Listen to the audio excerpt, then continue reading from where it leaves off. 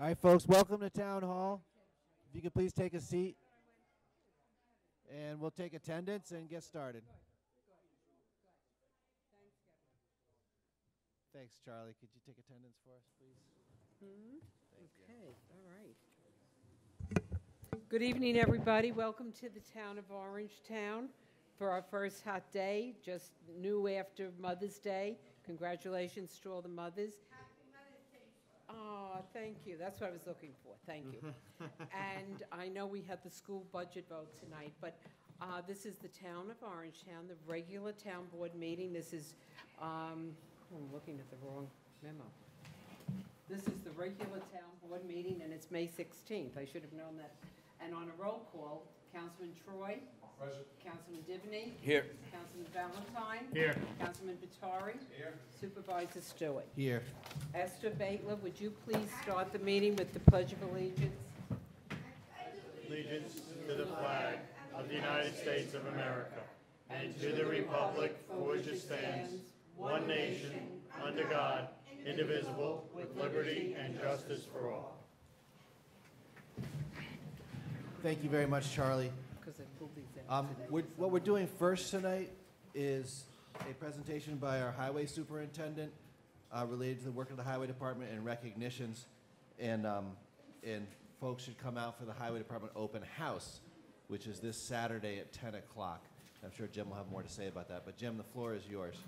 Thank you. I appreciate it. Supervisor Stewart, Councilman Valentine, Councilman Divney, Councilman Batari, Councilman Troy. Thank you very much for giving us this time and for allowing me the honor of introducing you to a lot of volunteers that do really good things for the town of Orangetown.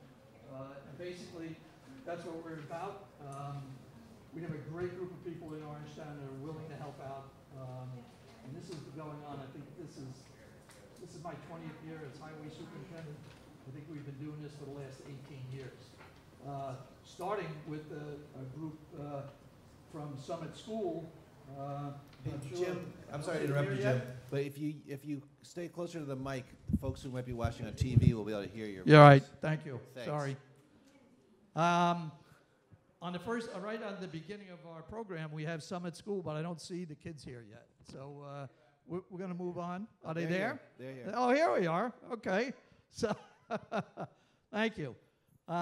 Cynthia Links is the lady in front, and she's the organizer and the coordinator of a program from Summit School in Upper Nyack. Summit School is a great asset for the town of Orangetown.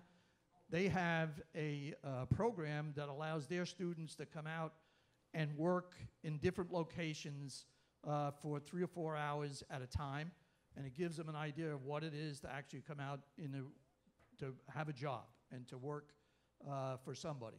And for, as I said, about 18 years, they've been coming to the highway department. If you come to us to get recycling and you get recycling bags, they're wrapped up in nice bundles of 10, and these are the group of guys that do this for us at least once a week, sometimes twice a week.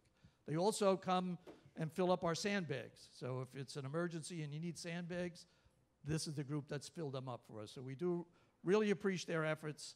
We have some cookies and soda and water. That's basically for them. But anybody else can join in afterwards. But we do appreciate it. So I'd like to present you with certificates for your work that you've done for us. Stefan is going to read off the names. Okay. Cynthia, let me know that Daniel Choate. Is Danielle here? Okay.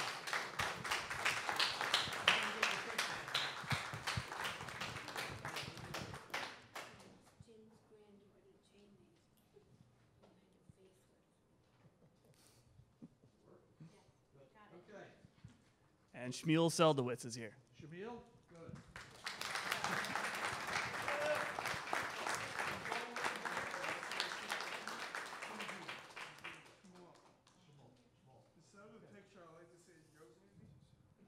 Oh boy.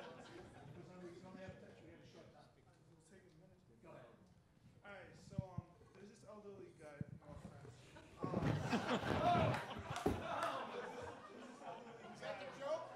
There's this elderly guy that's been through a lot in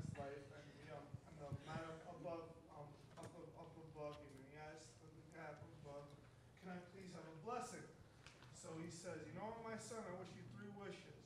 So he said, wow, I want to be young, I want to be handsome, and I want to marry the prettiest girl in the world. That night, you see colors in the sky, everything flickering, all the rainbows, colors, everything. The moment he wakes up, he feels his face, he's young, he's never before handsome, never. Looks in the mirror, he's freaking out, he runs all around, makes him dance, he sees his legs, he can feel himself young. And then he's like, you know what? Now all I need is a wife. Right in front of him, a beautiful angel is right in front of him. He's like, thank you, they get married. The day after they're married, he needs to get something from his mailboxes across the street. He gets on the street, he gets hit by a car, goes up to heaven, he's like, God, why am I here? God said, I didn't recognize you.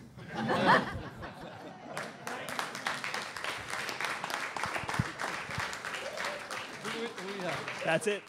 But Okay. I can read the names if you like. Okay. Well, we do have other ones which the kids weren't able to make it this evening, but I'm going to give you these, Cynthia. Thank you very much. Yes, thank you so much.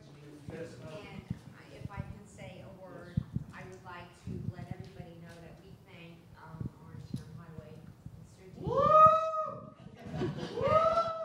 He has supported us for over the past 20 years, giving us a work site, believing in the fact that our children, our students, high school students, need a place to develop work readiness skills. And he has been a staunch supporter of this program. We have always been able to count on Mr. Dean as well as his assistant, Seth Muno, who's a wonderful contact He person. absolutely is. And we just appreciate it. So grateful. Thank you. Thank you.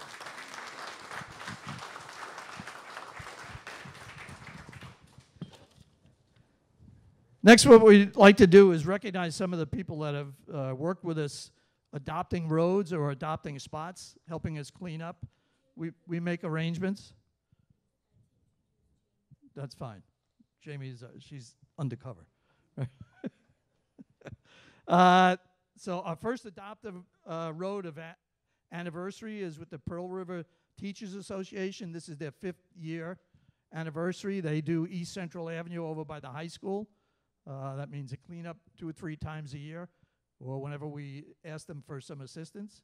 Is anybody here from, is Anne-Marie here? Okay, we'll move on then. Adopt a spot. We have a 10-year anniversary for Linda Lane, and we have Osif George and his wife here, who have been volunteers for the last 10 years at Linda Lane. That's as close to New Jersey as you can get in Pearl River. We do have a certificate for you if you'd come up and get it, please.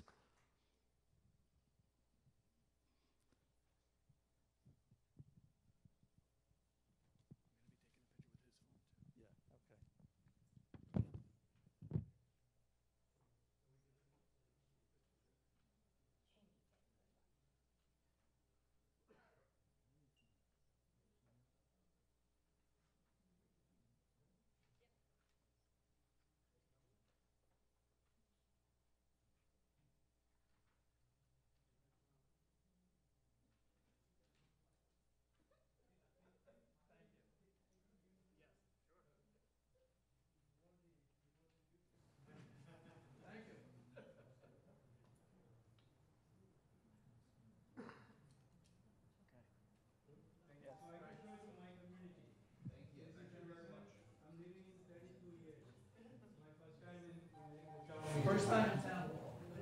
Welcome.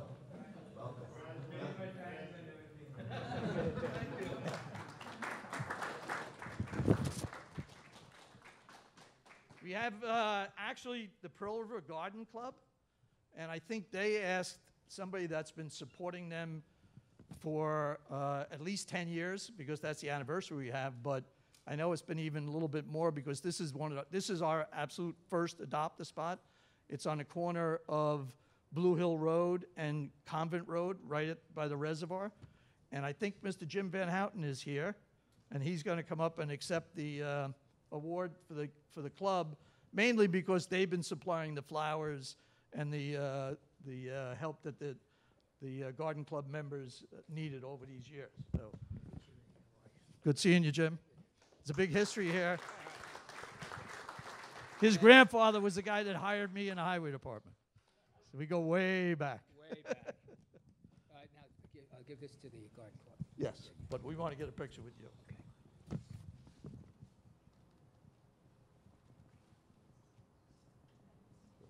Okay, Jim. Thank you.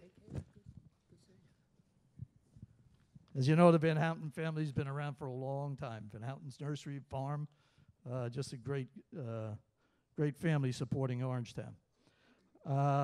We also have a 5-year anniversary award for Gateway Estates. Is Hector May here?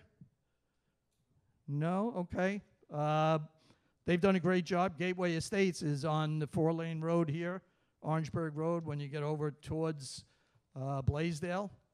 It's a beautiful corner that was made with blue sky landscaping, but the 3 residents that lived on Dutchess Drive actually donated a substantial amount of money to get that project going. So we really appreciate Hector and his neighbors. We also have beautification awards. We have one for Kentucky Fried Chicken, and this is the second time. They won this 5 years ago, and they're still doing a great job. They do a great landscape, and they take care of their property, and it's just nice to look at, not just because they have good chicken, but because it's clean and it's attractive. I'm not sure if the owner is here. Okay, we did discuss it with him. He wasn't sure if he's going to be able to get here. And we have a brand new one. The place has been around a long time, but we have new owners. The Country Deli in Pearl River. And that's at the corner of Orangeburg Road and Sickletown Road. And George, I know, is George here? And I talked to him this afternoon, so he must have been, something must have come up. But they've done a great job. We always knew it as George's or Kennedy's before George's. But they're new owners, and they've done a really nice job of fixing it up and beautifying it. And we have one last beautification award. That's for a lovely property at 566 Blauvelt Road, Pearl River. And Mr. Nam and his wife, Ms. Park, are here. If you're going up Blauvelt Road from the Silver Rocks or the Norrichon area towards Pearl River, it makes a really sharp right turn, and you're looking at an absolute beautiful property when you come up there. It's the best way to see it. So we want to thank them very much, and they've been doing this for a long, long time, and it's beautifully manicured. Please come up.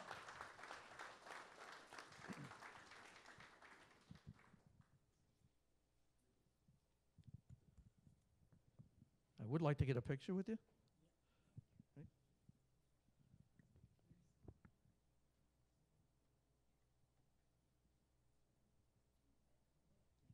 Thank you very much. Okay, now we talk about cleanups.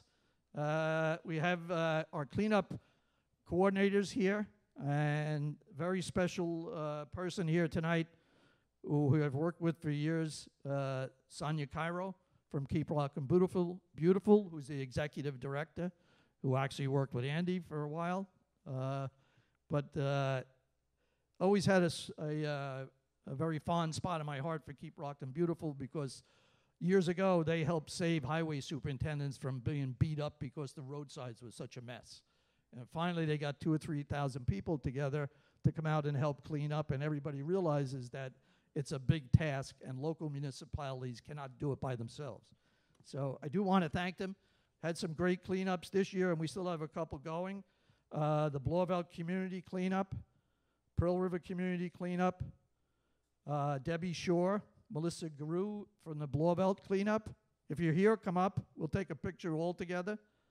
The Spark Hill Community Cleanup was the Spark Hill Creek Watershed Committee, which is Alliance. They've been doing a great job there. And the Tappan Cleanup, and George Garrett is the leader of that group.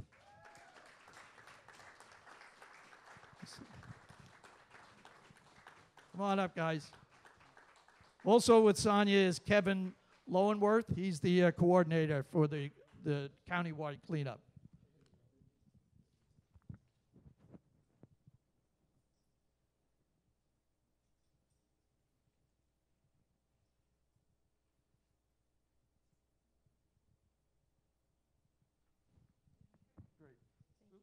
Thank you. Thank you for all your help. We're going to move along. We have a couple of kind of anniversary awards for highway people, most of which are home sleeping now because they have to get up early tomorrow. 25 years is Lou Caputo and Steve Elmendorf. And 30 years is James Scassia.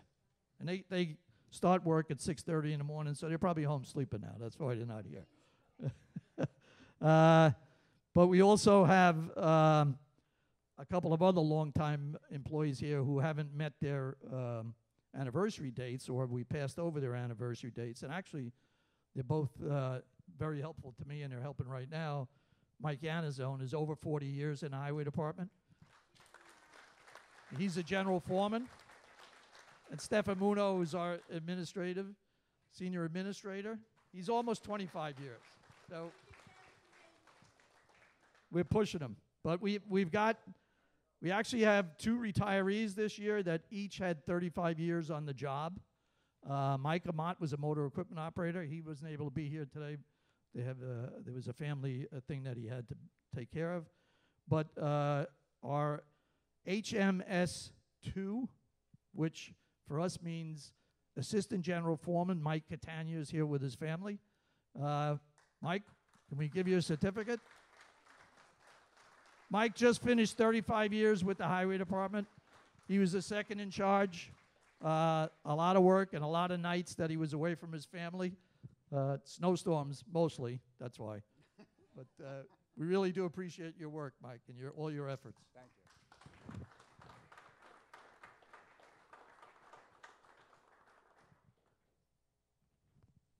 Great, thank you. I'd ask you to say something, but I know how you talk. You'll be here for, we have a short window here.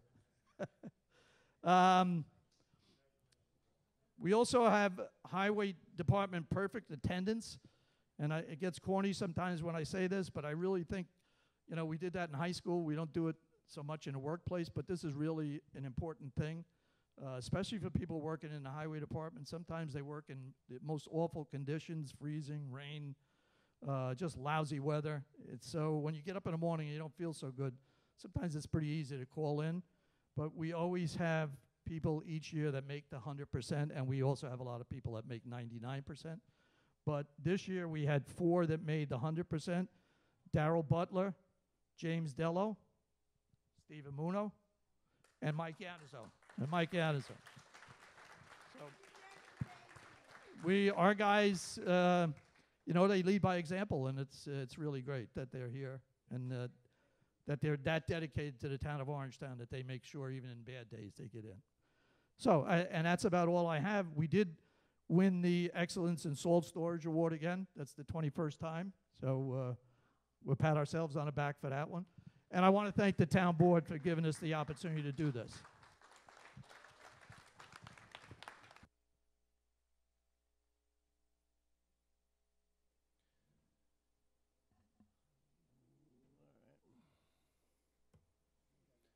Yeah, let's just do some. Once again, as the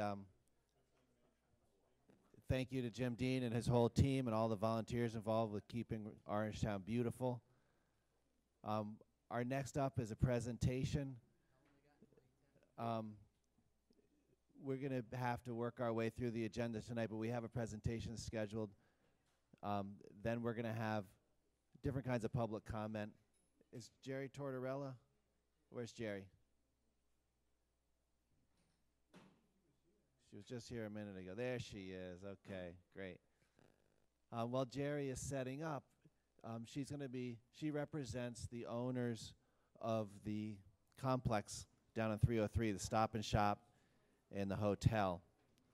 And they are petitioning the town board for a zoning modification related to their project. And we're learning about it, and we'll have a conversation about it. While she's just setting up for a minute, I just want to remind folks, again, this Saturday at 10 o'clock is the open house down at the Highway Department. Saturday at 10 o'clock. So if you're here tonight, you're watching on TV, or families who might want to bring their kids down, it's always a popular event. People start lining up before the door opens at 10. So come on down and enjoy the Highway Department's open house. Jerry, are you all right? Okay. So we have an image up here on the wall, which I guess you'll be speaking from. We also have this display board here, but the presentation on the projector is probably the easiest for everybody to see. So fire away.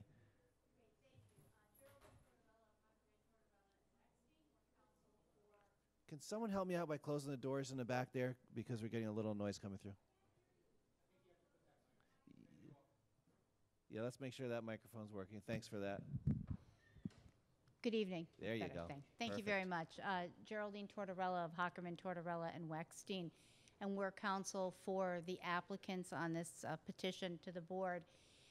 We're here this evening because I was involved with getting some of the development approvals for the project known as Orangeburg Commons, and for a parcel that abuts it that's known as the Shops at Orangeburg Commons. And what we have up here is an aerial, and just to orient people, this is Stevens Way, this is Route 303, this is Greenbush Road, this is Orangeburg Commons, which is the Stop and Shop, and then the hotel that's constructed is in this location. And then the parcel that's known as the Shops, for which we had obtained some approval for, is right back in this location here. And originally, the board had granted a special permit for the development of Orangeburg Commons that dated back, believe it or not, to 2006. That was when it was originally approved for a mixed-use development of hotels and retail, including service and food. And at that time, we had approval for a number of different pads. We had we had 2 hotels, we had a significant amount of retail, and we had a bank building and some restaurant or food use. And we subsequently came in and obtained an amendment to that special permit that would allow the Stop and Shop supermarket food use, and that displaced some of the other food use that was approved as part of the development. From 2006 forward, we have not been able to get any tenants, national tenants, to be interested in the 2 restaurant space, or the restaurant space on the property on Orangeburg Commons. This location here was a bank pad building that was approved, and this location was a non-fast food restaurant that was approved. And that hasn't changed since 2006, and we still have not been successful in obtaining tenants, and that's why those pads are not built out at this point in time. Just to orient you again, this is Stop and Shop that's constructed, this is the Marriott Residence that's constructed, and then this is the parcel that has another retail building that was approved for retail and food use. We're here this evening to ask the board to consider some amendments to the uses that would be permitted in the mixed-use developments and mixed-use expansions. And the 2 specific uses that we're interested in is getting approval to be able to do daycare on the Shops parcel, and to be able to do a fast food restaurant with drive-through in place of the bank building in that location. Now, that was a bank building that was approved for drive-through, so we'd be converting the bank building to a fast food restaurant with drive-through. We have been diligently trying to get tenants, as I mentioned, since 2006, and again since 2015, when the Shops parcel was approved. This is a copy of the site plan that was approved for the Shops parcel here. I have not been able to get tenants of the sort that would be able to support this system and this development and make it economically viable. Based on a number of the inquiries that we've received, there is really a lot of interest in the daycare on the Shops parcel, as well as the fast food in the location of the bank building on Orangeburg Commons. What you would have to do in this instance is amend the definition or the scope of uses that would be permitted in mixed use and mixed use expansions. Interestingly enough, child daycare is allowed in the underlying zoning district for this property. This is in the LI district. So if it were to be developed under the LI zoning, then it would be allowed, the daycare center would be allowed on that parcel right there. And fast food is allowed in the town. It's just not allowed in this district. It's allowed in the CO district. So we are seeking not changes to the definitions of those terms or the nature of those uses, but we are seeking to expand the uses that would be allowed in the mixed use and mixed use expansion to permit those. You know, the goal behind mixed use and mixed use expansions is to produce an economically viable development of uses that work well together. Has been, and we have a lot of people asking for food uses from the hotel, people who are patronizing the hotel and are using the hotel, and again, have not been able to successfully get a sit-down restaurant to come to the site. And we really think that there's a real synergy that could be realized between the fast food use and the hotel use, as well as the stop and shop use. And I hate to say it, but possibly even the daycare center use. So those two things seem to be an odd combination. But we really think that these amendments would enable us to continue the development of the project, to bring more tax revenue to the town, to be able to realize the full build out of the project. The interest is high enough that we're confident if we are able to get these uses approved that we would have actual projects that we could bring to the sites. We have looked at parking, we have looked at circulation. We don't have finalized site plans at this point, but we did know enough to take a look and make sure that it would work on the site, not just look at it theoretically. We can make parking work, we can make traffic circulation work on the site. So we're confident that it would work internally. Just to give you an idea of what it would look like, this would be the daycare center use. This is a concept plan for the daycare center use. This site, which is the shop site, has approval for 18,300 square feet of retail and food use. This site plan shows a building of 10,000 square feet, and then an outdoor play area, and then parking here and some parking along the back, some parking along the front, and then there is parking that would be available for the daycare use to the extent it would be necessary on the Orangeburg Commons project site. This would be a concept plan for the fast food. And I'm sorry, it's not much bigger than that.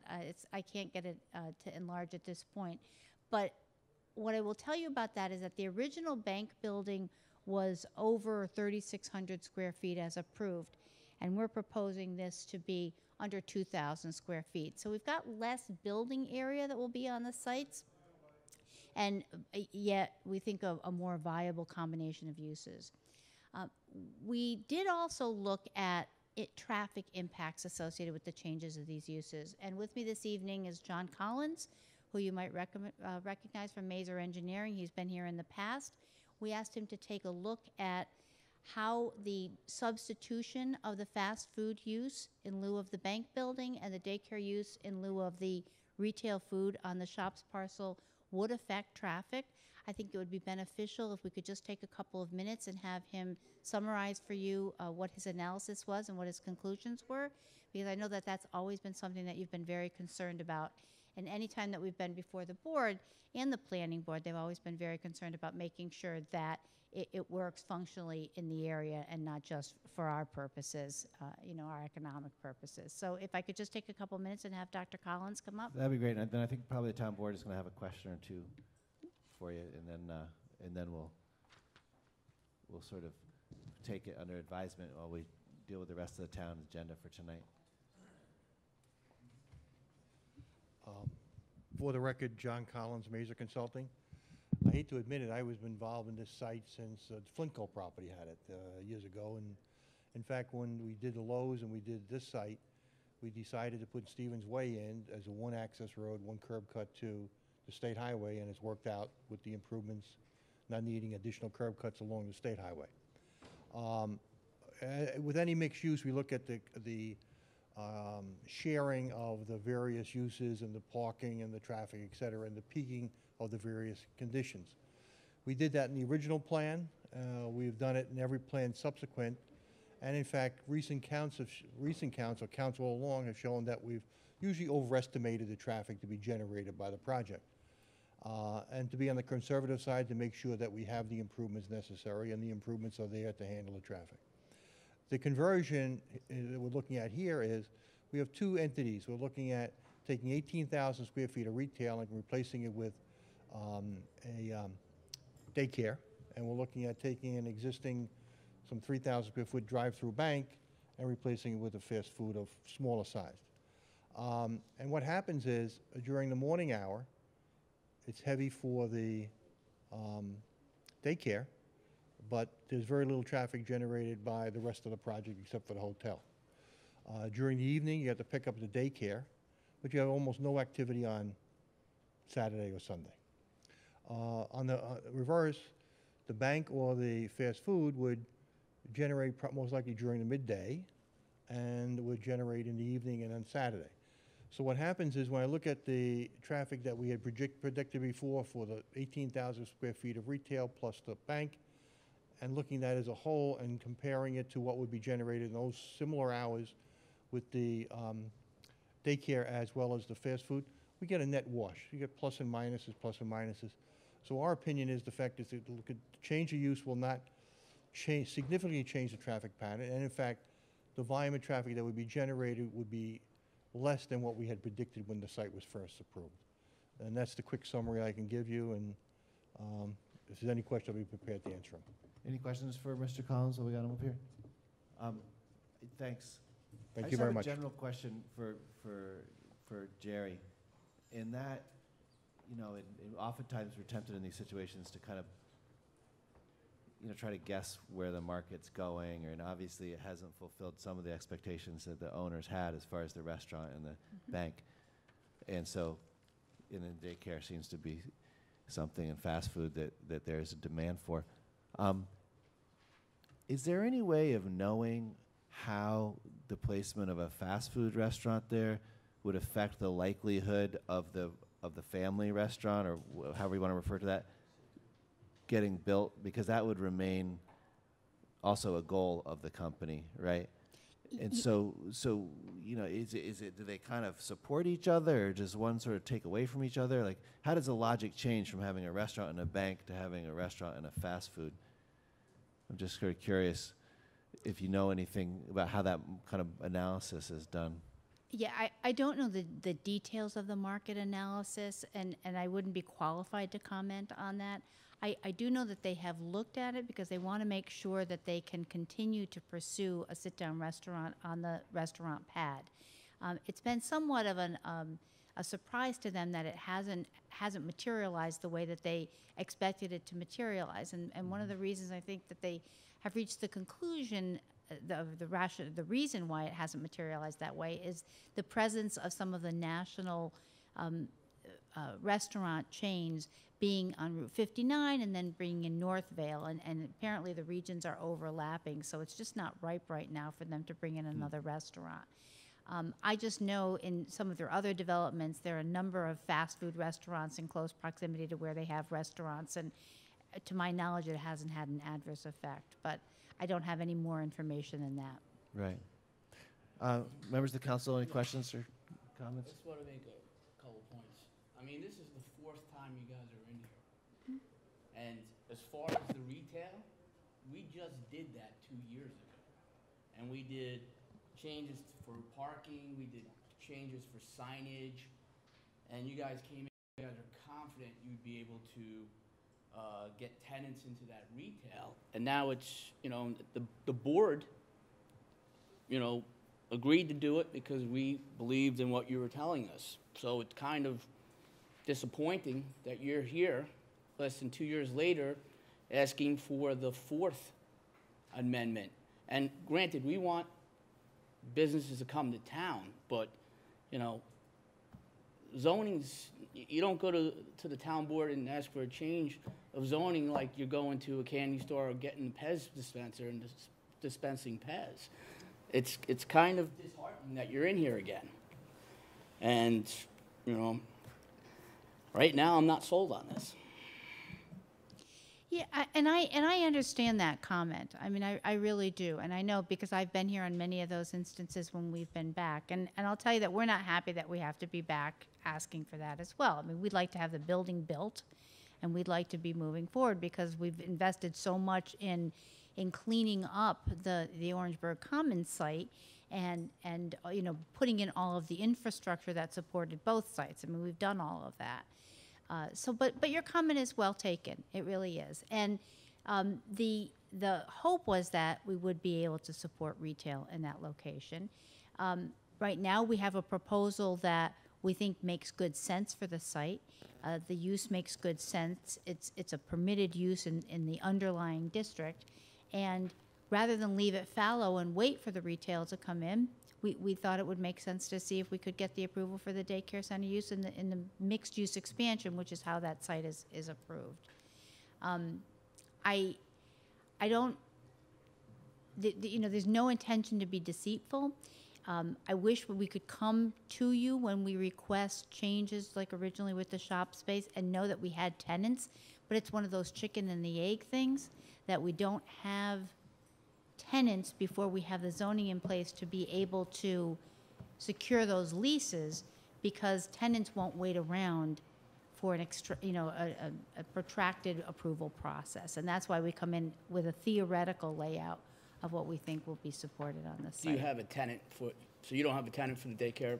The daycare we do. We have an interest, yeah, we have a specific request for the learning center. So the Learning Center is, for the most part, a downgrade because we're going from retail and commercial to child care, which should be just a lot smaller building. It went from 18,000 to 10,000. But then it's a whole different animal when we get into the fast food restaurants. You notice Orangetown does not have a lot of fast food restaurants, even though they're permitted. I think there's probably Wendy's and Japan and maybe Kentucky Fried Chicken. Kentucky Fried. Could be the only two fast food in Orangetown proper. You're correct. I'm aware of So since you that. have an existing tenant, I'm wondering if it makes sense to try to separate your two requests, possibly, and ask for the Learning Center so that you don't lose that tenant, and maybe ask a separate request for upgrading to a fast food thing, which may take us a little longer to debate and decide. Just a thought. Okay. If at all. Yeah, I was kind of wondering the same thing, and I don't know how that shakes out. If it's, I mean, certainly do them one at a time, but of course, if it just makes It's easier for you, more- I get it, or them to do Yeah. both, but it may be beneficial Process-wise, we end up if having you more have a conversations. tenant that's ready to go, because that may be something that would be easier for us to swallow the fourth change than going to the fast food. So that's just my thinking. No, Good we- suggestion. we'll certainly consider that. I mean, there's, the two are not, yeah, they're not mutually exclusive. I mean, they, we have an independent interest for each of them. Right. And so let us talk to our client. I mean, there's always a judgment call to be made when you're doing that. You don't want to bring one in and then shortly after bring in another, so that's why we put them together. Right, then it'll be 6. Knowing that we'd already been there before several times. Right. And I'm not surprised about the comments that I'm hearing. I know that you don't have a lot of fast food uses in the town, and I know that it's always been something but you've been very sensitive about. We're talking about adding it to the mixed-use district. There are very few sites that qualify for the mixed-use district, so I don't think it's something that would, result in a huge precedent being created or, open the floodgates to fast food use. But what I'm interested in knowing, too, is what more information can we provide you, or what issues and concerns do you have that we could try to address for you, with respect to the concerns? You kind of hit, I was talking to Annie about that, how if we do allow that, either of the uses, how it affects areas in the town. So that is something the town attorney, John Edwards, who's not here right now, he's going to have to research it and tell us. And John G. will help him with that, but it's something that we're going to have our attorneys do. I think, Do you have something? are there other comments? Because Yeah, no, I would the say first time I we've agree heard with, this. Mr. Valentine, Mr. Stivney, and that 303, when the 303 overlay was put in many years ago by Supervisor Kleiner, one of the big concerns was with 303 is not to make it a Route 59. And one of the things that has happened, and the Lowe's development, the Stop and Shop development, the terrific buffers in front, Toyota when they went in, again, very good buffers, all right? You do not have fast food, and I'm a McDonald's guy, but I don't want to see a McDonald's there. I don't want to see fast food places on 303. So I agree with splitting them out. The daycare center is not problematic. Again, it gives you less in terms of square footage and whatever, but the daycare center is obviously needed, but not fast food.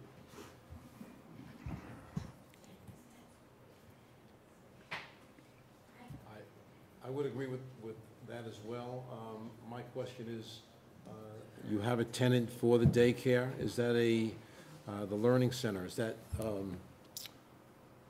a chain or a group, or is it an individual that's putting? My concern is that we put this building in there, and there are learning centers, daycares all over. Does it fill, does it stay? And then what happens to the building afterwards? Yeah, it is a franchise. I believe it's done by franchise. There are a number of them throughout the country, the Learning Center. I didn't see, I didn't see any in Rockland County that I quickly identified when I took a look at it. But they are throughout New York and a number of other states throughout the country. You know, the use that would be approved by the planning board would be for that particular purpose. So if the building gets built and it's not occupied for that purpose, we will have to figure to do what we would do with that. It's usually at Sullivan and some of these other learning centers. I mean, there's a difference between a daycare and a learning center. The learning centers are usually, as I've seen them anyway, storefronts, not 10,000 square feet. Yeah, it's different though. It's not like a test prep or a tutoring. It's literally like you drop your kids off, little kids of various ages, right? Well, I'd like to hear. Can you describe the business attorney to us? tell us Because I what thought it that's is. what it was. Yeah, my understanding is that it's a full daycare use. It may have some other ancillary aspects to it, but we can provide you with more information, and I'd rather do it from their description of their use as opposed to paraphrasing it. That'd be And great, I'm sure yeah. that we would That'd be be able to great, provide Thanks. that to you. Yeah, and I know earlier, I think, you guys had sent a website, which I could forward to the town board. Kids, take it. That would be great. And then regular- All right, I think we're done with this for now. At least the one that's. Thank you very much, Jerry.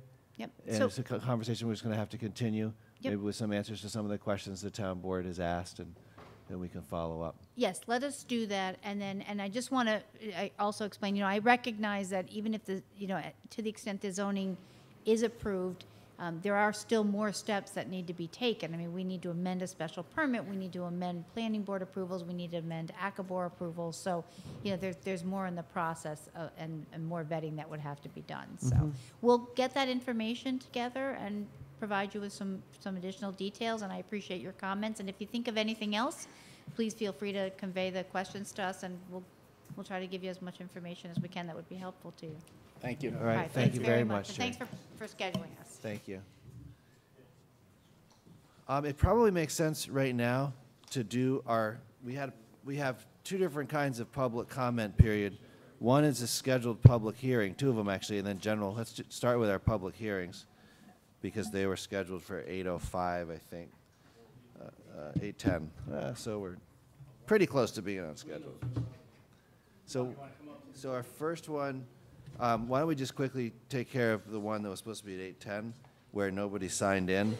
And this is for a local law amending Chapter 5, Building Construction and Fire Prevention of the Town Code.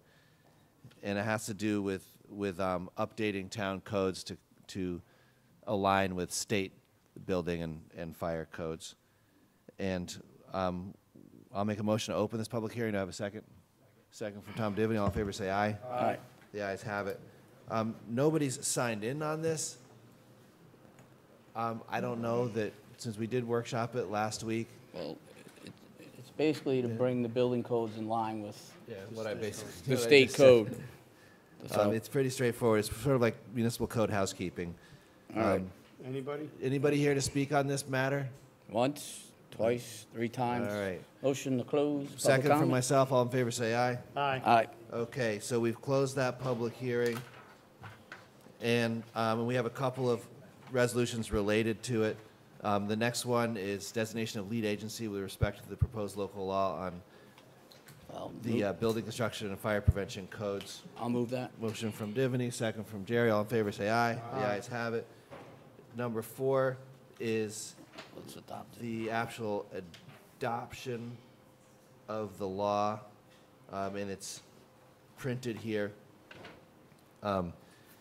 This is, the whole law is printed out here, and I'll have a motion to adopt the law moving from over here. From Paul, second from Dennis Troy. All in favor, say aye. Aye. The ayes have it. Thank you, guys. So now, item number 5 is the other public hearing, which has to do with the entity disclosure law. And Rob Magrino, Rob, be great if you could, take the seat up here with us. if you could just sort of frame the purpose of this law for anybody who's listening or watching on TV, and then we'll have our public hearing, and we have at least one person signed in for this one. So. Good evening. First, I just want to point out that due to sending the local law around, I'm going to ask the board to continue the public hearing because the county has not had an opportunity for the 30-day GML review. So I was just looking at my calendar to figure out the best day for that, but we can do that at the end. Okay. Well, this came about, Mr. Divany actually approached me about another municipality that had passed a similar law, and so we took a look at it, and several actually attorneys in the town attorney's office looked. Myself, Denise Sullivan did a lot of research on this, and Rick Piccola also looked into this because he does a lot of federal work, so we wanted to make sure that law was appropriate. And in essence, what it is a law that requires certain entities that make land use applications in the town to disclose the principles of those entities. The reasoning behind the law is conflicts. It avoids that if anybody who's a member of an LLC, who ordinarily wouldn't know who's in it, had any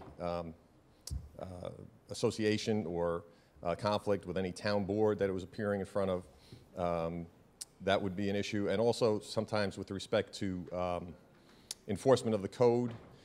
I know in certain other municipalities, I know it's been an issue sometimes trying to track down an LLC or where it is.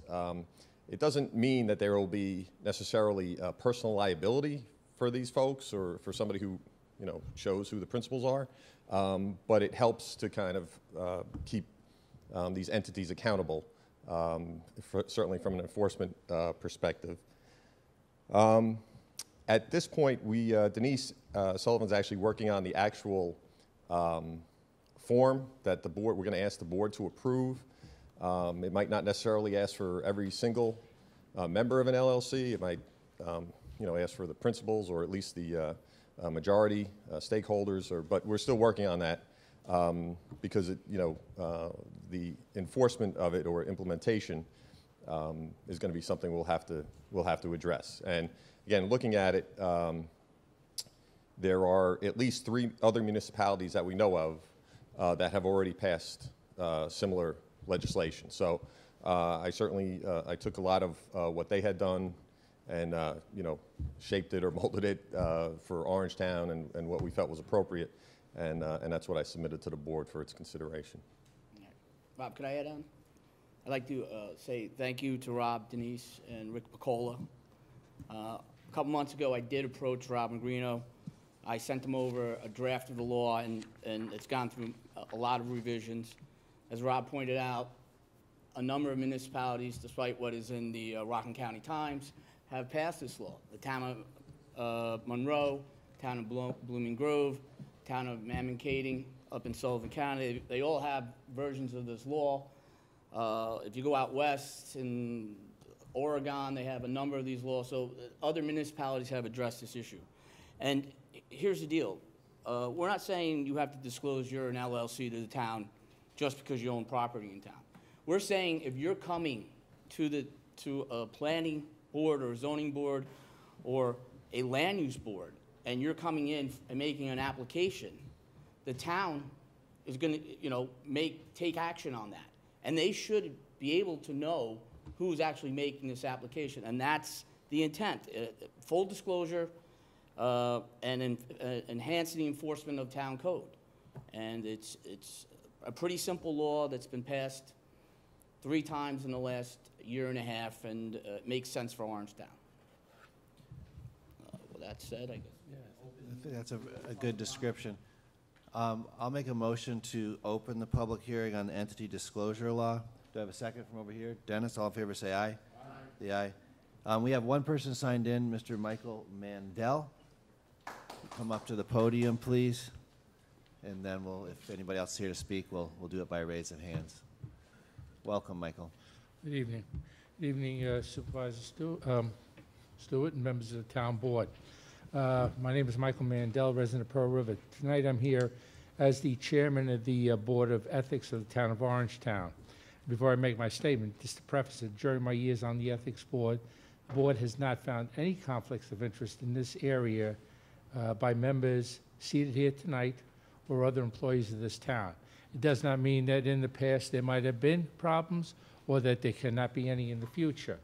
But this law brings about, really, as it's written here, an open and transparent government and land use applications, so we know who's involved with them, and there's nothing going on under the table or behind the backs of the public. Such a disclosure will inform the public in the town concerning the names of the individuals who have vested uses in the land applications. This actual or potential conflicts of interest will not occur if we have the information. As a member of the planning board, it would be good to know also who's coming before us. Is it a member of the town board? Is it an elected official? Is it an employee of the town?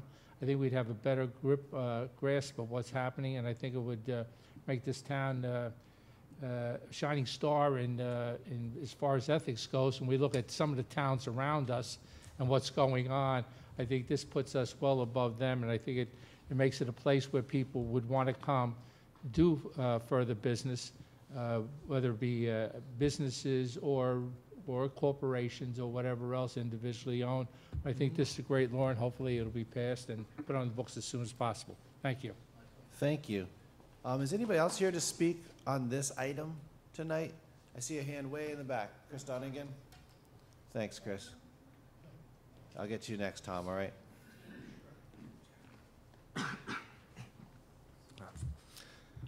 Chris Dunnigan, Pearl River. Good evening, Supervisor Stewart and Town Board. Mr. Mandel put the ethics standpoint much better than I can, so I second that wholeheartedly. Thank you. And I really think this is the right step to go for Orangetown. I did have a few questions. I think one was already answered about what the form is going to be and what level of detail we're going to request. If we don't know that yet, we can wait on that. That's not a problem. One of the questions I had is that seems like a little bit of a loophole here is if a single person applies for the land use, goes through to get the CO, the building permit, and then transfers it to the LLC of some sort, you lose the ability to know who that person is and enforce codes and violations at that standpoint. I don't know if there's a way to address that or not, but I'd be interested to know if there is. The other question was the exemptions that are there. I asked why we would have those, and the reason I asked that is if somebody wants to put a 300 square foot shed versus a 300 foot addition, it's 300 square feet no matter what. It seems a little bit arbitrary in that sense. And if an LLC comes and requesting land use, regardless of what that request is, if they require a permit to do it, we should get that information no matter what. It makes sense to me there.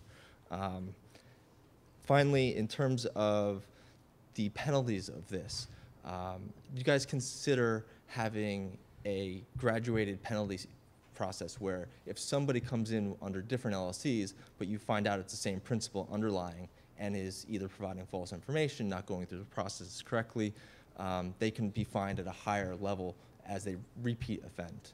I think that would be something that would be valuable from the standpoint of just preventing that from going forward.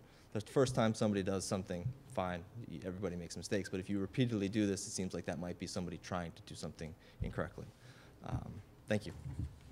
Thank you, Chris. That's a very interesting comment. Mr. Kleiner?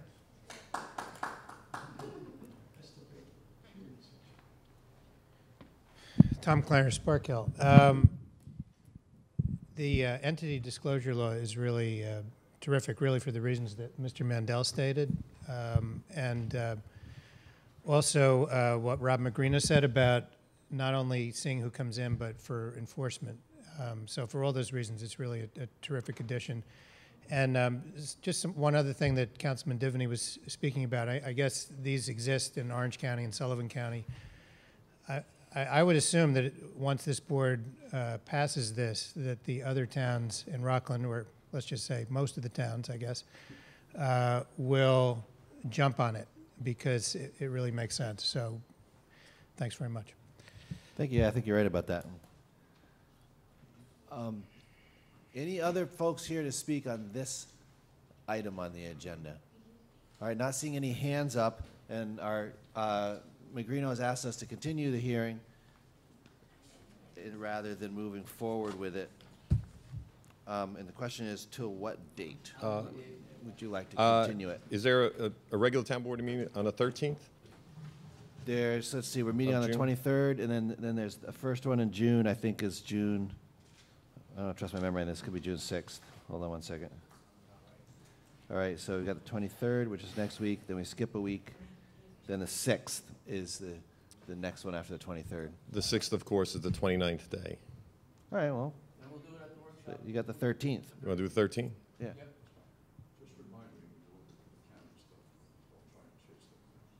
Oh, sure, yeah, yeah. So we're gonna continue this public hearing to June 13th, I guess at 8:05 or whatever the usual time is. And we've heard the comments. We can look into some of those issues. Right. You know, the only comment I'll say, graduated penalties, I think they certainly can be effective, but I think in practice, that really doesn't come about. I mean, there is a fine here, and if a person came in on one LLC, they'd face the $3,000. Another time, they'd face the $3,000. You know, it might be something good to consider. If the board's interested, we could address that. But Well, I think it's something you got to do, not just for this, but throughout town. Right. Repeat offenders should be fined more, be it this law or any other law. right, my only comment is in practice, repeat offenders do, you know, they face the fines or whatever. Yeah, it's just that there should be an escalating penalty if someone's a frequent flyer. Right, Like, right. That's the, Right. Hopefully, that's not the case. But, right. I agree. like, it happens sometimes, you know. Certainly. Thank you very much. All right, so I think we need a motion to continue the meeting on June 13th at 8:05 p.m. Do I have a second from Tom Divany? All in favor, say aye. The ayes have it. Thank you to all involved in that.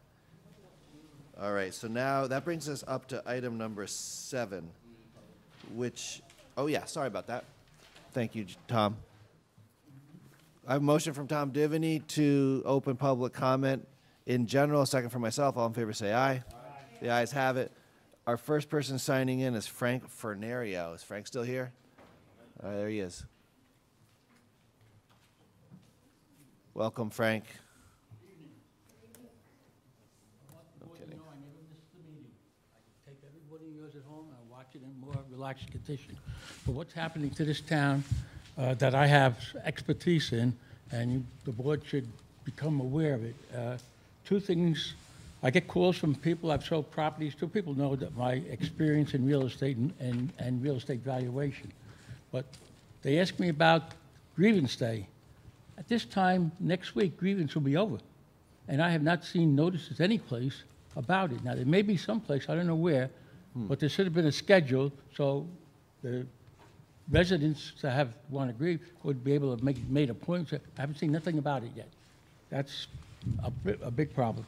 And I'm not going to go through a lot of details, but what I do want to say is I followed up, and the biggest shock is people that own homes believe their assessed valuation controls the value of the house. Well, there's a combination there. Every town has a different, what we call, assessment rate. It's fractional assessment. It's not the value. You obtain the value on your house by taking what is known as the equalization rate, which is established by the state. And I have very bad news for the town of Orangetown for next year. We're going up over 12% from the numbers I have from the state for the County of Rockland, we're increasing the value of every single house. Every member, anybody owns a house, small house, going up 12% approximately. Now, what impact does that have? If it only limited to the town of Orangetown, not much. But what happens is when you figure in a school district has what is known the value of the real estate in a community per child. So when we increase the value of the town of Orangetown, that will affect what happens with the state aid to the South Orangetown School, Pearl River School District, the Nyack School District, and even a portion of Nanuet. Right. That is going to happen. And I'll give you just those numbers. I have every number for the other towns. We are going up tremendous compared to any other town in value. And some of the things that the public could know, and certainly you people possibly know, they can grieve their assessment next Tuesday, but they should have some experience in completing the application, which is available in the assessor's office, a grievance form, and there are two reasons that you grieve your assessment. One, it's overvalued. Two, it's inequitable. There are some other ones, but they're not as common. And you need that information. I'm not here to give it to you, but contact somebody you want to represent. In the past, when people grieve their assessments, to just give you an example, and I don't want anybody going shock on the town board, All right. but I Well, did. we can take it. You up already? Yeah, that's your 3 minutes. Thank you very much, You don't want to. Mr. Okay, I was going to Fornario. tell you something about your own assessments. I'm sorry. Thank you. If you have a I'm memo, not coming back, and I'm not saying it. It's just Orangetown has the greatest increase in value, which means they'll take the largest portion of taxes. right. And the, No, that's a concern. That's definitely a concern. Thank you. And I know that that Brian Kenny has been talking with the school district about just this problem. Let's see here. Eileen Larkin. Eileen?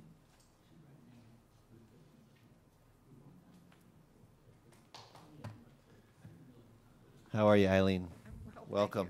I think we need a day for Frank or somebody to come along and explain all that to us. But I'm here tonight to talk about Governor Cuomo's consolidation versus shared services. It's my abbreviation. I was looking up some words in the dictionary, and it's called undue influence on his part on New York, Rockland County municipalities. In my opinion, he has taken advantage of his position of power. Can I ask you, who are you speaking about? Governor Cuomo. Oh, Cuomo, okay. Yeah, it wasn't clear. Thank you. Oh, I'm sorry. Governor Cuomo, thank you. He has taken advantage of his position of power over New York State municipalities. This inequity in power between the governor and our duly elected town officials is going to impair or weaken the power of our elected officials as they are unable to fully exercise their independent will. I have to congratulate Ann Pinzau on the article that she wrote about the shared services and the whatever he has in mind to supposedly reduce taxes. The article is excellent. I suggest everybody in Orangetown to run out and get a copy of the article that talks about it. He also has appointed the Secretary of State, Rosanna Rosado, a resident of the Bronx, by the way, who will be the deciding vote on exactly how much or how to prove that the municipality is entitled to matching funds and how much will be distributed and how it will be distributed. She envisions a pot of gold at the end of the rainbow. She left out the leprechaun, and we all know what he is good at. So I doubt very much that Rockland County or Orangetown will fare well. In the article, there's a Mr. Draper that says that municipalities can opt out. In my humble opinion, I suggest to you to start opting out, because I don't think we want to share a highway, plowing, or whatever to anywhere here in Rockland County. Governor Cuomo has one agenda in mind. It's called the White House. And the other thing he has done and I don't know if this affects just the city of New York or it is a state law, a proposed 35-year tax abatement to developers who want to build 300-plus residential units. This article appeared on the April 23rd, well, this is something new that's before him. Thank you. We see it in Rockland County where there are developments of 700-plus going forward. I'd like to know whether or not this is going to be just for New York City or if it's going to be a New York State law. Huh, okay. And Carol Baxter could not be here tonight, and she asked me to speak on her behalf. She didn't know that she asked me to, I thought she would come. We but we just had Carol in here. I know, but on the agenda tonight, item 15, you have the law that you're presenting to the New York State DOT. Right, and it's been discussed extensively. I The know whole that. You town don't board have supports to. I it. know that. She asked me to thank you. Oh, great. Thank you very for much, putting Carol. it forward so quickly. So it's something positive. So anyway, on her behalf and all the residents of Palisades, I'm extending our gratitude for you for doing this. And also, the Palisades Community Center is being honored at the Rockland County Historical Society on Sunday for the outstanding work that we have done on the 1865 School of Palisades.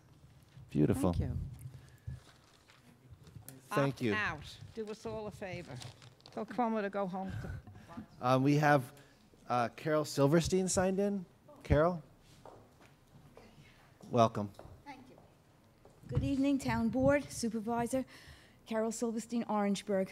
Before I say what I actually came for, I just want to say Councilman Divany, very perceptive, right on the mark when you were talking about whether it's a child care center or a learning center. You have to be very careful about that.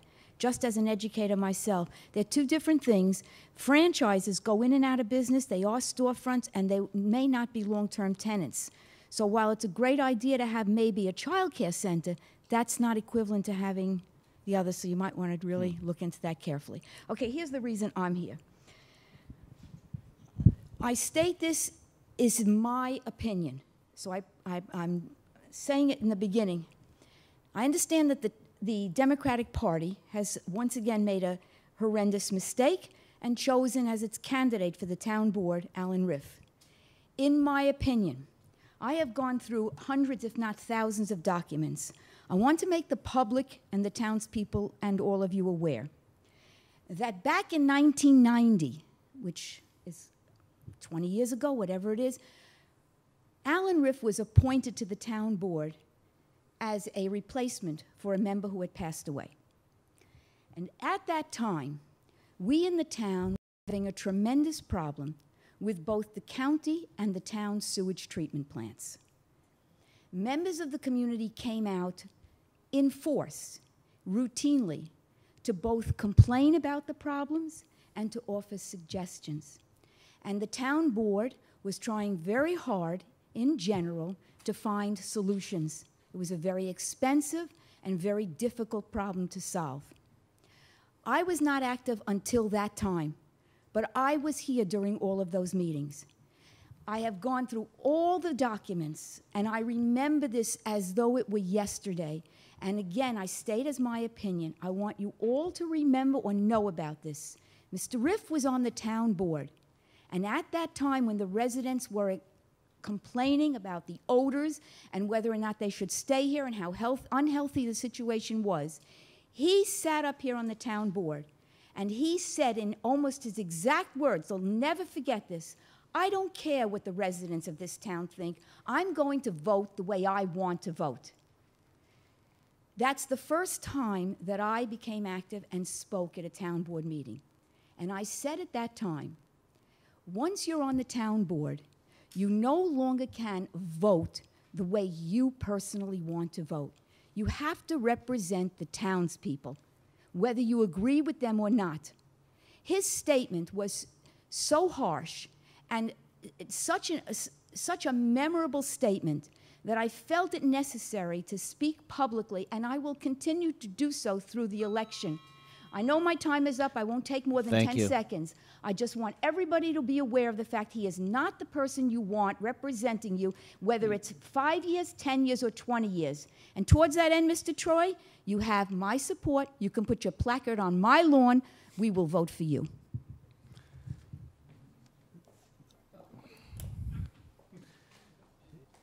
By a raise of hands, is anybody else here to speak during public comment? Mr. Kleiner.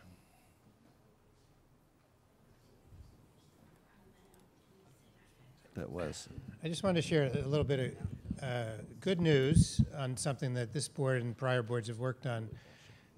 When I can, I drive my daughter to Tappan Zee High School in the morning, and this just coincidentally this morning we're going past the something that Esther has spoken about on more than one occasion, probably more than 10 occasions, on the Route 340 sidewalks. They're finally finishing the area between Stack and 303, and I just said to her, you know, I actually think that lives will be saved because of this. It's just, when you see it actually finally being built, it's just so important because there's no room, and there's all these people from Stack and Dominican walking, and you know the deal. But the reason I'm speaking about it now is on the way over, I actually saw people jogging between the cones that are still right, up. Yeah.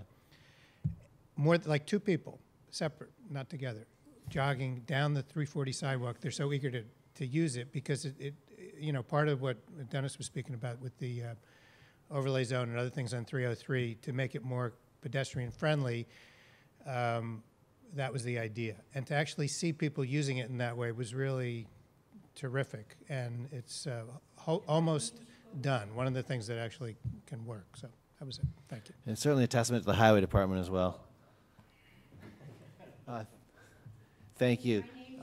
There was, Michael, before I go to you, I'm going to go to behind you, Barbara, because she hasn't spoken yet. Thank you, Barbara.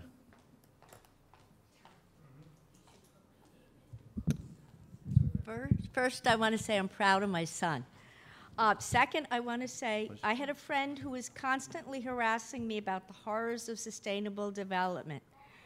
And I really didn't understand. I'm primarily a healthcare person, and I like seeing parks in New York City's among the skyscrapers. So I was baffled. So finally, out of frustration, I went to the library and downloaded pages and pages and pages from the UN and from HUD. And I realized that while there's some good popular things in there, like trees and flowers, there's some very concerning things for our communities as well. I found out in addition, I mean, everybody likes trees and flowers except for people with allergies. But there are some other things in there, like, for instance, opposition to cars. As an ultimate soccer mom who took many kids at different times, I have 7 kids, to different practices in the car, this was concerning to me. There's a push for mass transit, for buses, trains, bicycles, and et cetera. And so people should not use cars. There's opposition to low-density zoning and big yards because that's wasteful use of space. There's push for more concentrated land use. There's a cookie-cutter blueprint for what an ideal or good community should look like. And all communities should become. And most concerning is there's a lot of federal dollars dedicated to educate, promote, entice, and pressure communities to follow this cookie-cutter model, as well as financial penalties and loss of grant monies to communities that do not. So I wanted to thank the town board for its restraint in buying into this and advise all my fellow residents to really learn what the fine print is in the pages and pages there and the fine prints in the back as to what they want our communities to look like, kind of sort of cityfy every place so that we should all follow the model of New York City, and because that's more fair or something, I don't know, and because it's better. And you really a cookie cutter model, and I think we all should learn about it And I just wanted to bring that to the attention of the board and the community, and I will keep reading and keep letting you know what I find out. Thank you very much. Let's see, is anybody else here? Mr. Mandel?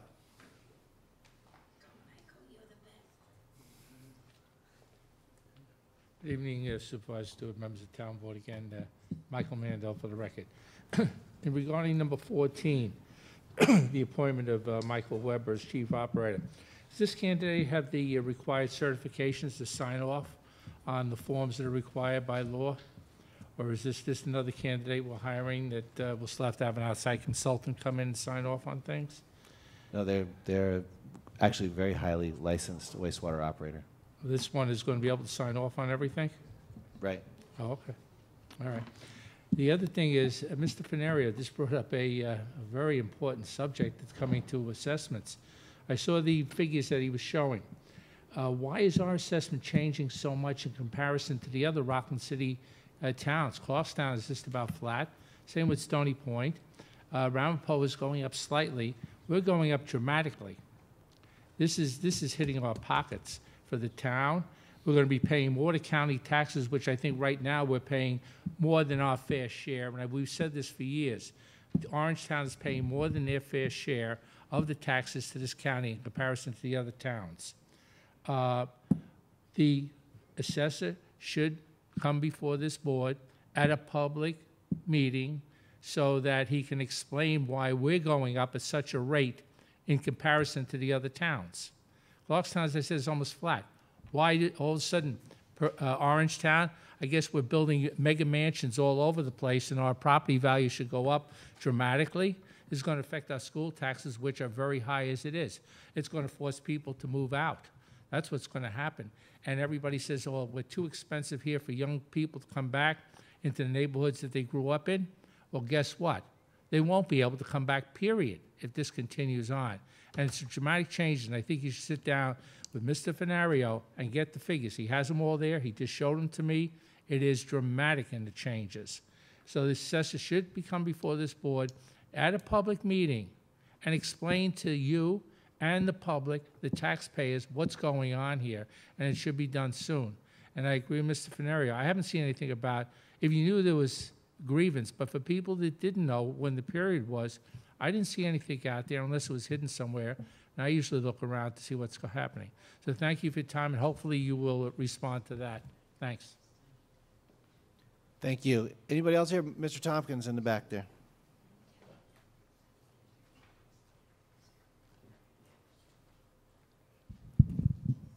Yeah, Honorable Town Board. Yeah, my name is Robert Tompkins from Pearl River.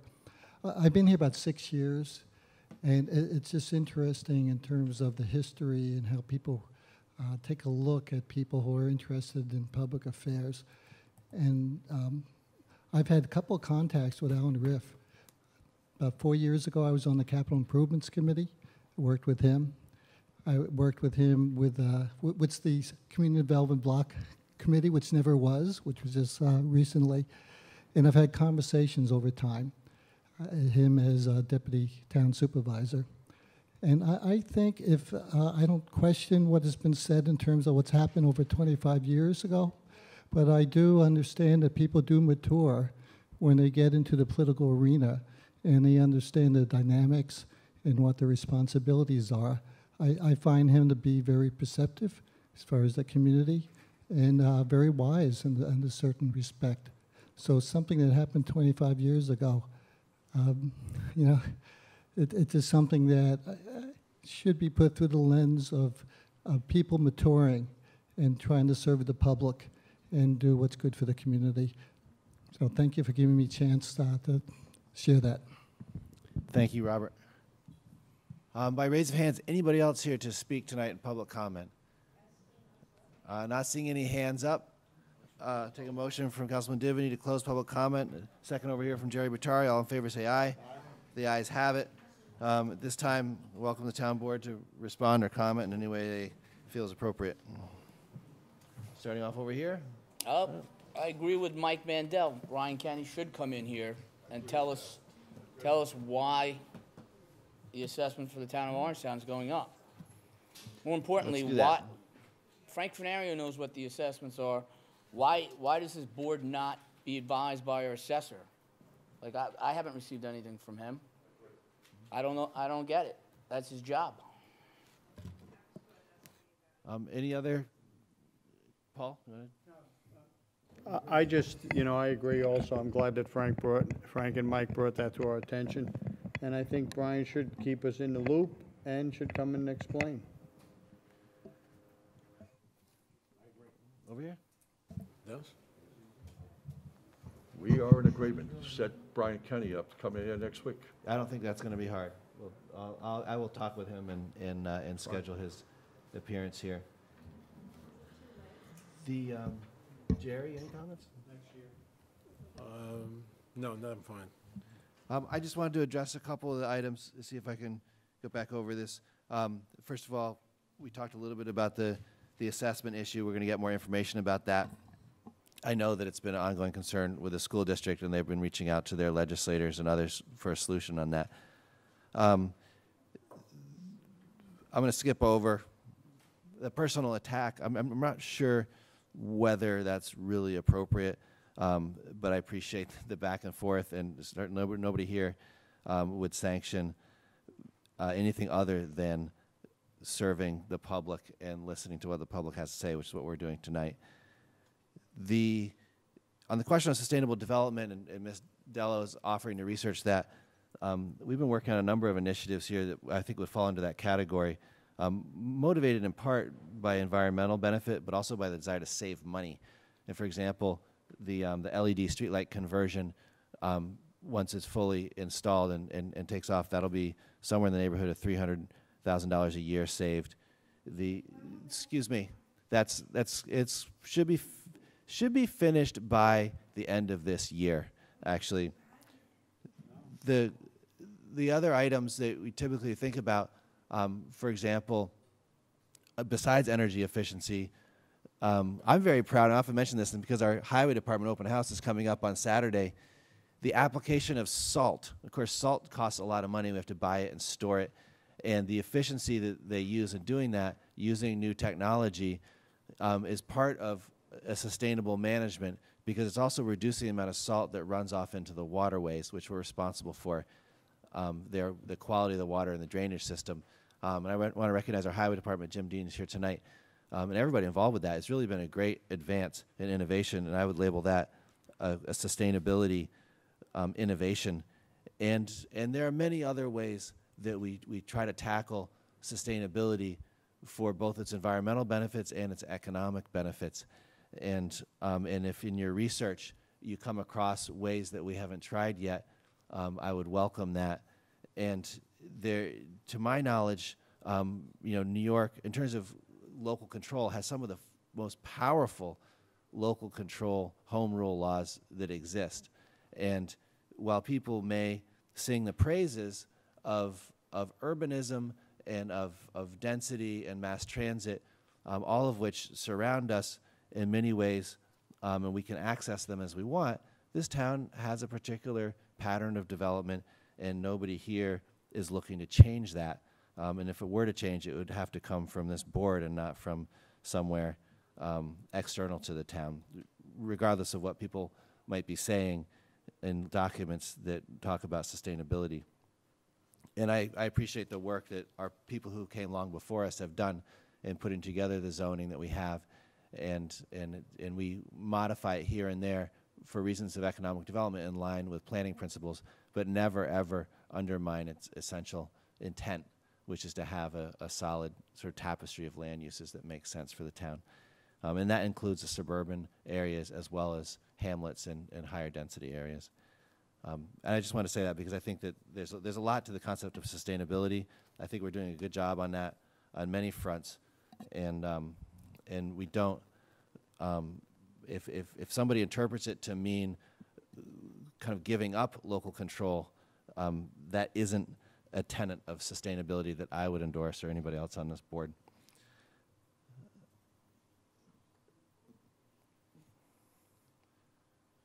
I think that'll do it for me.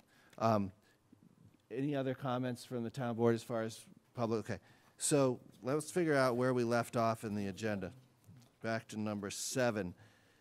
We have a number of really important community events coming up, and our various departments work together to help these civic groups organize safely and have a good time. Number 7 is the Greek Festival, June 1 through 4, and support from the Highway Department and Police Department. Do I hear a motion for this one from over here, maybe from Jerry? Second from Dennis. All in favor, say aye. Aye. And again, these items were workshopped, so if I'm going to go over a little quickly, it's just because we've already talked about them before.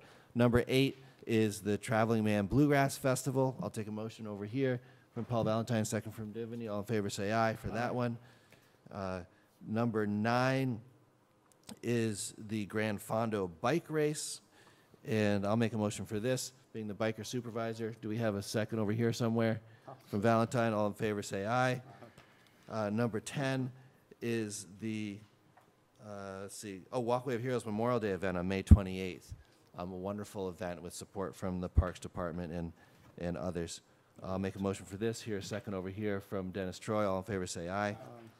Please come out over Memorial Day. We'll be publishing a list, as we always do, of the various Memorial Day events in the hamlets, Pearl River, Nyack, Spark Hill, Tappan, and Blauvelt, and elsewhere, and try to promote those. And, of course, the Walkway of Heroes is one of those. Number 11 is a personnel item, the appointment of Elizabeth McConaughey in the Highway Department. Do I hear a motion over here from Troy? Second from Jerry Batari. All in favor, say aye. Number 12 is permission for Bruce Peters, our engineer, to attend a Floodplain and Stormwater Managers Association conference, and that's taking place in June. I'll make a motion for this. Here, second over here from Tom Divany. All in favor, say aye. And thank Bruce for his work for the town on stormwater issues. Number 13, this is an extension of the agreement of our temporary agreement to provide the chief operator service that we've had to have after the retirement of Ken Skabinski and before the hiring of the individual who's in our next resolution, Michael Weber. So my understanding is we need to extend this agreement just a little bit so that there's an overlap between Mr. Weber coming on board and the folks who are handling the chief operator duty right now. So I'll make a motion for number 13. Do I hear a second from over here? Dennis, you want to do second? All in favor, say aye. The ayes have it. Number 14 is the appointment of Michael Weber as chief operator in the wastewater treatment plant. And it describes a little bit about the competitive interview process. And I think we're very lucky, and of course our Commissioner Joe Moran, who's sitting in the back there, recommended this individual to the town board as highly qualified, actually with a level of licensing even above what we were looking for, with the understanding that it's quite likely our plant will move up in the DEC's standard and need a higher level of chief operator eventually anyway. So I'll make a motion for the appointment of Michael Weber. Do I have a second over here from Paul Valentine? All in favor, say aye. Aye. The ayes have it. This number 15, referencing the item that Eileen Larkin was talking about, which we workshopped at length last week, and we appreciate all the work. Really, I mean, Carol Baxter is thanking us, but we should really be thanking Carol and our highway department, and hopefully the state highway department, if they do the things we want them to do to make the pedestrian crossing at Oak Tree Road and 9W safer. And those recommendations are listed here, and the town board, I'll make a motion for this item. I have a second from Dennis Troy over here. All in favor, say aye. It's a long time coming. And the sidewalk project came out beautiful, and it comes out to an intersection which needs to be improved for the sake of safety. All in favor, say aye. Aye. The ayes have it. So that's number 15. And I recommend anybody just taking a look at this list of recommendations. It gives you a really good sense of what needs to happen at that intersection. Number 16, this is one of those shared services which we're all talking about. In this case, it is the Cornell Cooperative Extension has a program to help all the towns and villages comply with their stormwater regulations. And in this case, for a charge of $6,800, they'll take care of the educational outreach compliance part of our our compliance with the MS4 regulations. So, do I hear a motion for number 16 from over here? To Paul Valentine, a second from Dennis. Big fan of shared services over there. All in favor say aye. The ayes have it. Makes sense. Number 17 and 18 are both the promotions of police officers. The chief informs me that we will be having a swearing-in ceremony before the effective date of these promotions, but we wanted to just take care of the promotions from the town board resolution perspective tonight. So number 17 is the promotion of Joe Sullivan, police sergeant, and it's a little bit of information there. We have a motion from Tom Divany and a second from Paul Valentine. All in favor say aye. Aye. The ayes have it. Number 18 is David Maddalena, being a detective and youth officer. And I'll take a motion from Jerry on this, a second from Dennis. All in favor say aye. Aye. The ayes have it, and we thank them for their service to the town and look forward to welcoming them to Town Hall for a swearing-in ceremony soon. Number 19 is it's legal paperwork related to our proposed bypass bike path that will enable bicyclists or anybody else to get from one part of Greenbush Road to the other without going on Route 303 over by Valentine Electric. And we've talked about this many times. This is just part of the process. We have the funding. We have engineering design. The Highway Department has reviewed it, but we need to do lead agency under SECRA for any environmental impacts. So there's a series of whereases here where the town would register its intent to act as lead agency for the environmental review of this project, which is, it's about 1,000 feet of paved pathway alongside, but up in the woods alongside Route 303. Part of it's kind of on an old road, and it's going to be a great little project. And so included in the agencies to which this proposal is circulated are several listed. There are 5 listed here. Palisades Parks, obviously, State Department of Transportation, County Highway Department, and the Dormitory of the State of New York, which is administering our grant. So I'll make a motion for this item. Paul, you want to second it as a guy who spends the most time the closest to this particular location, and it's going to be you out there picking people up if they get out onto the highway and get tangled up with cars. So thanks for your leadership on this. All those in favor say aye. Aye. The ayes have it. So we'll circulate that lead agency, and the secret process can begin. Number 20 is authorizing James Dean to sign an agreement with Lochner Engineering for construction inspection services on Route 340 Sidewalk project, which, as we've all seen driving by it, is getting close to being finished. These inspection services are a requirement of the funder, and it's costing a good deal of money, but it's money well spent. Moved. Motion for Divany, second for myself. All in favor say aye. Aye. The ayes have it.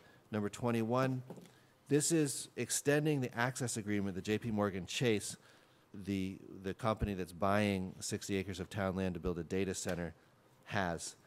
Their access agreement was set, I think, for 3 months originally.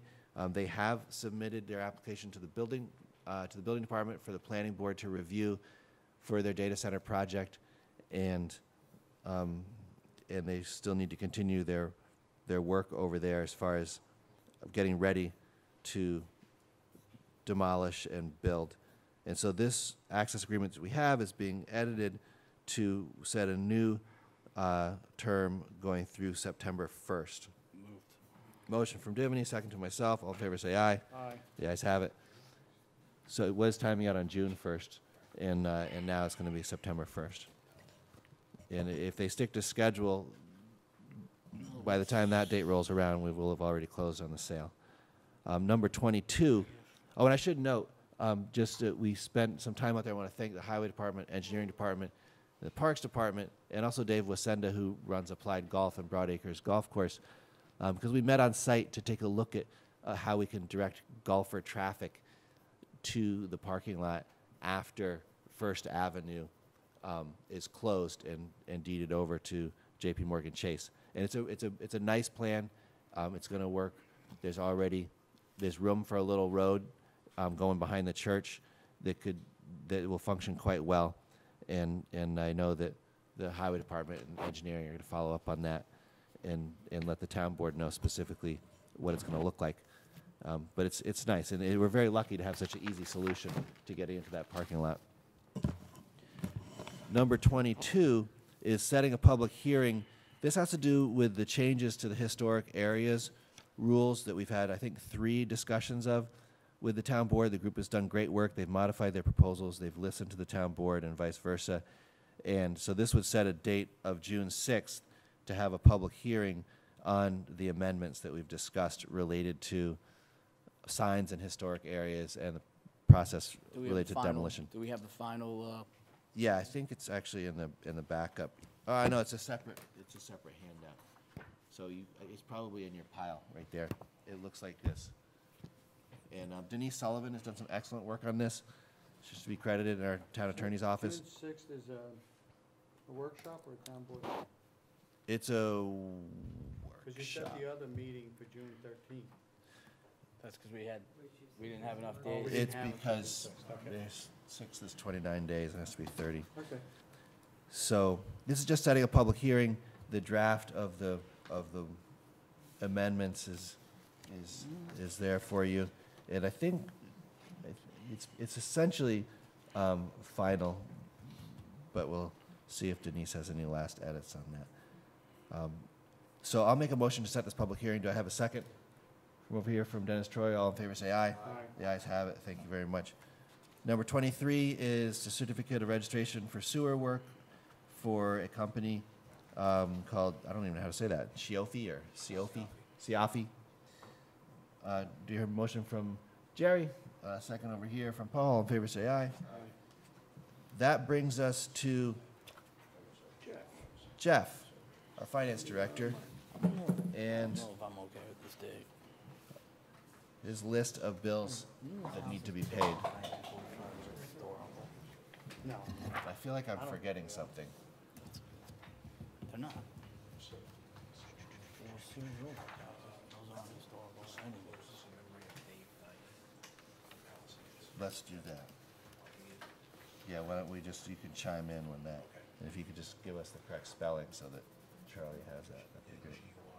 Yeah, just write it down on a piece of paper or something. Okay. Jeff, Tonight's the floor is audit yours. consists of one warrant for a total of $1,127,000. Items of interest, 1 and 2 applied golf contracts. Number 3, Bella Vista, $41,000 for the highway CHIPS program. Number 6, Capasso, $48,000 for recycling. Number 7, NTEC, $234,000 for sewer relining. That's part of the EFC project. Number 9, Global Mondello, $31,000 for fuel. Number 10, Hudson Valley Engineering, $20,000 for the North Middletown Road pedestrian link project. Number 11, J.P. Morgan Equipment Finance, $53,000 for the Siemens Energy Performance contract. Number 16, Schultz Ford, $142,000 for highway equipment. That is bonded money. Number 17, Seal Coat USA, $108,000 for highway crack seal, also bonded money. And number 19, the state comptroller, $36,000 for justice fines. Any questions on the audit? Motion from Tom, second from myself to approve the audit, and I know there's a sheet we all need to sign. Thank you, Jeff. We do need an executive session tonight. Second by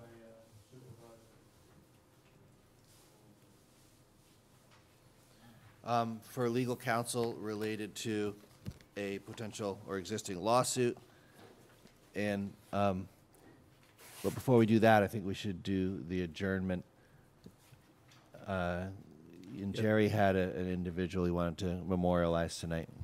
Dave Guiney is a long-time resident of Palisades, passed away this past week, or last week. Known him a long time, actually lived next door to him in the Bronx. He raised a wonderful family. He's left by his wife and family. But again, Dave is a great sense of humor, wonderful person, artist, actor, jack of all trades. No, thanks for saying that. I'll do a motion for executive session. I need a second on that.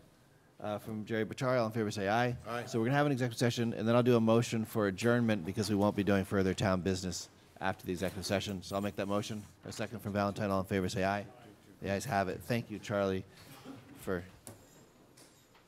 getting all those motions and seconds preserved for history. Wait, hold it.